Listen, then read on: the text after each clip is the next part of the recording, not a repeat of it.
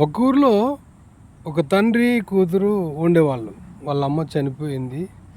ఆ కూతురికి తానే నాన్నగా అమ్మగా ఉంటూ ఆ బిడ్డని అల్లారముద్దుగా పెంచుకుంటూ ఆ బిడ్డని ఎంతో చక్కగా చదివిస్తూ ఆ తండ్రి ఎంతో కష్టపడుతూ ఆ కూతుర్ని చదివించుకుంటూ ముందుకు తీసుకెళ్తున్న రోజులవి. ఆ రోజుల్లో ఒకరోజు, డాడీ నాకు చిన్న ఫోన్ ఉంది, నమోష్ ఫోన్ ఉంది, అందరితో పెద్ద ఫోన్లు ఉన్నాయి, నాకు ఫోన్ కావాలి డాడీ అని. డాడీ అన్నాడు, అమ్మా పరిస్థితులు బాగలేవమ్మా అన్నాడు. అన్నమాట వినింది. ఇంకా కొన్ని రోజుల తర్వాత, డాడీ అందరూ స్కూటీ తెచ్చుకున్నారు డాడీ, నేను స్కూటీ తెచ్చుకుంటాను డాడీ. వద్దమ్మా, పరిస్థితులు ఇంకా సర్దుబాటు కాలేవు, ఇబ్బందుల్లో ఉన్నాము అన్నమాట వినింది. ఇంకొక తూరి అందరూ స్టూర్ పోతున్నారు. స్టూర్ పోతుంటే ఈ అమ్మాయి కూడా, డాడీ అందరూ స్టోర్కి పోతున్నారు డాడీ, నేను కూడా స్టోర్కి వెళ్తాను డాడీ అని వాళ్ళ డాడీతో అనింది. ఆమె అన్నప్పుడు, అమ్మ మన ఇబ్బందుల్లో ఉన్నాం మనం, అమ్మ ఇంకొక తూరు వెళ్దలే అమ్మ అన్నమాట వినింది. మూడు సార్లు వినింది. ఇంకా fake daddy fake daddy fake daddy అనుకుంటూ దన్నమని డోర్ పెట్టేసుకునింది. దన్నమని డోర్ పెట్టేసుకునింది. అమ్మా అమ్మా డోర్ తీయమ్మా, అమ్మా డోర్ తీయమ్మా అని ఆ తండ్రి ఎంతో బాధతో తలుపు కొడుతున్నప్పటికి కూడా తలుపు తీయడం లేదు.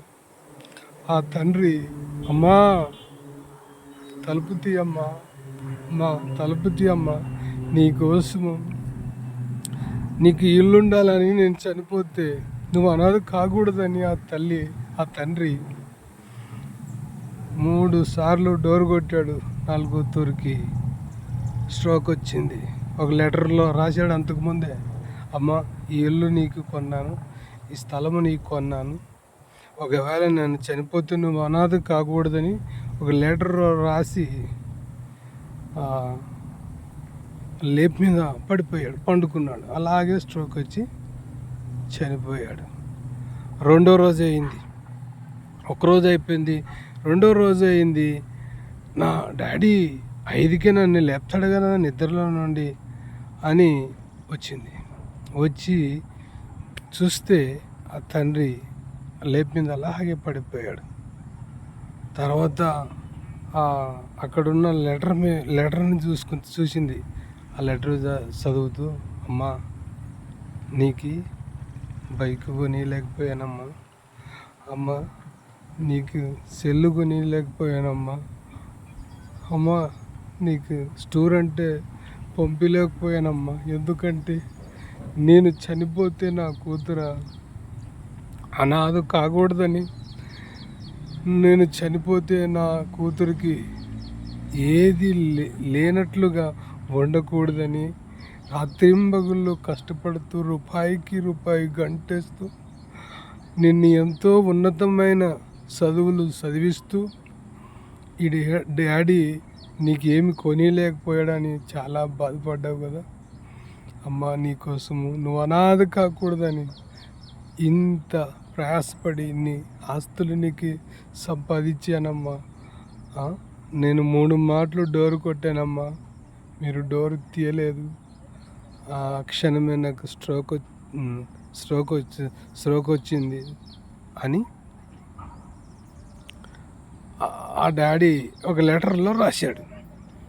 అప్పుడు ఆ కూతురు అంటుంది, డాడీ డాడీ నాకు ఆస్తి వద్దు డాడీ, నువ్వు కావాలి డాడీ, డాడీ నాకు అంతస్తులు వద్దురా డాడీ, నాకు సెల్ వద్దురా డాడీ, నాకు కార్ వద్దురా డాడీ, నాకు బైక్ వద్దు డాడీ, నాకు సెల్ ఫోన్ వద్దురా డాడీ, నాకు స్టూర్ వద్దురా డాడీ, నువ్వే కావాలి డాడీ అంటే, పోయిన డాడీ తిరిగి వస్తాడా? పోయిన డాడీ తిరిగి వస్తాడా? రాడే. కాబట్టి తల్లిదండ్రులు ఉన్న బిడ్డలు మీరు ధన్యులు. ఎందుకు ధన్యులంటే మీ తల్లిదండ్రులు ఉన్నప్పుడే వాళ్ళ విలువను మీరు తెలుసుకున్నట్లయితే, మీ చదువు పట్ల బాధ్యత కలిగి చదివినట్లయితే, ఎంతోమంది యవనస్తులు యవన కాలములో వారి జీవితాన్ని చేజేతులారా పాడు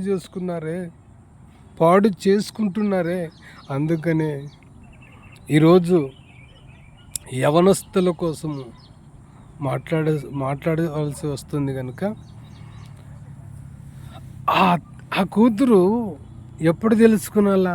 వాళ్ళ డాడీ ఉన్నప్పుడే. వాళ్ళ డాడీ విలువను తెలుసుకున్నట్లయితే ఆ డాడీ అంత తొందరగా చనిపోయేవాడు కాదేమో. కాబట్టి భూమి మీద మీ తల్లిదండ్రులు ఉన్నప్పుడే వాళ్ళ విలువ తెలుసుకున్నట్లయితే,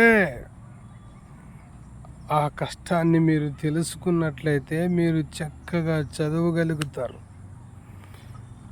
ఎవరో తెస్తారులే, ఏదో చేస్తారులే, మా డాడీ తెస్తారులే, మా మమ్మీ చేస్తారులే, నేను హ్యాపీగా చేయొచ్చు, నేను ఎంజాయ్ చేయొచ్చు అని మీరు నిర్లక్ష్యంగా ఉన్నట్లయితే మీరు చక్కరంగా చదవలేరు. ఎందుకంటే మీరు మీ తల్లిదండ్రుల కష్టాన్ని కూడా చదవండి.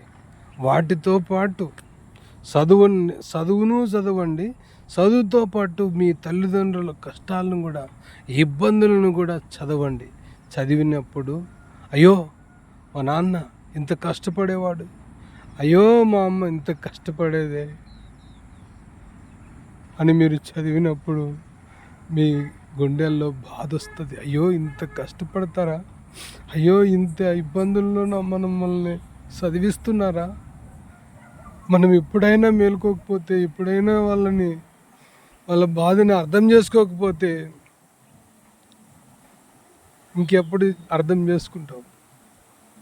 ఈరోజు ఈ మాటలు విన్నాకన్నా మీరు యవనస్తులు మీరు ఈ జీవితాన్ని, మీ చదువుతో పాటు మీ తల్లిదండ్రులని కష్టాలని, వారి జీవితాన్ని, వారి సమస్యలను మీరు చదివినట్లయితే మీరు ఫెయిల్ అయ్యే ప్రసక్తే లేదు. కష్టంతో పాటు, చదువుతో పాటు కష్టాన్ని కూడా మీరు చదువుతున్నారు కనుక మీరు ఎక్కడ నిర్లక్ష్యం చేయరు, ఎక్కడ సెల్ మీద ధ్యాస ఎక్కువ పెట్టరు.